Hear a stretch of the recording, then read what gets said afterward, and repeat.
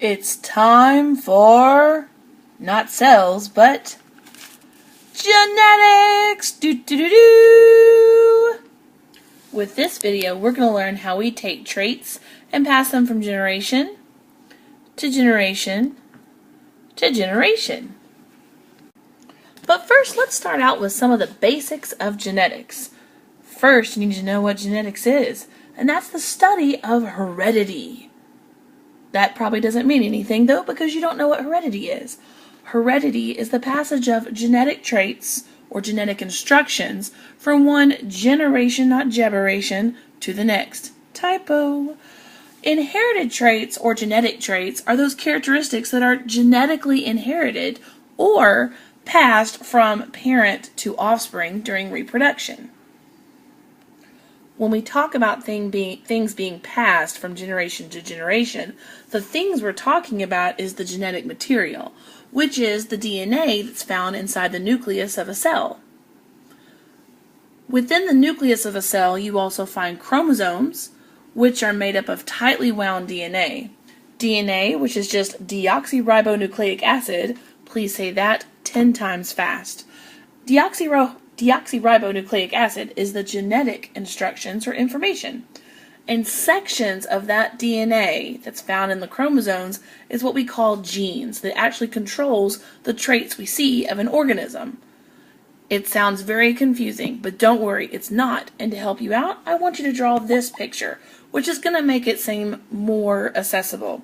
You have your cell, inside is your nucleus, where we find our chromosomes, which are made up of tightly wound DNA, and sections of that DNA is a gene. Still don't have it? Don't worry, we're going to focus on that big time in class.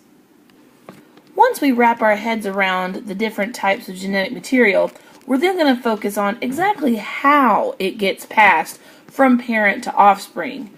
So we're going to look at two of the main modes of reproduction, and that's asexual reproduction and sexual reproduction, both of which you've probably heard of before. With asexual reproduction, our offspring actually are produced by only one parent through things like budding, which we'll focus on some more. It's mainly for single-celled organisms like archaebacteria, eubacteria, and protists, but some plants and fungi also reproduce asexually. The offspring are identical. They are clones. There is no variation whatsoever. We call this uniform offspring, which is a result of asexual reproduction where offspring look exactly like their parents. Did I mention clones? Because they're clones!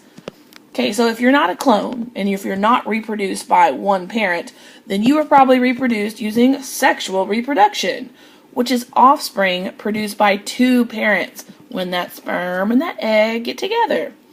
Animals reproduce this way, as do many plants and fungi as well. The offspring are diverse. There's lots of variation. Take dogs and cats.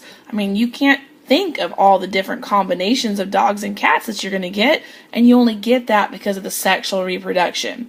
So that diverse offspring is a beautiful result of sexual reproduction where the offspring look not just different from the parents, but different from each other as well. Okay, there was your crash course in the beginning of genetics and types of reproduction. We'll go on more after that later. Catch you next time. Don't forget, like and subscribe.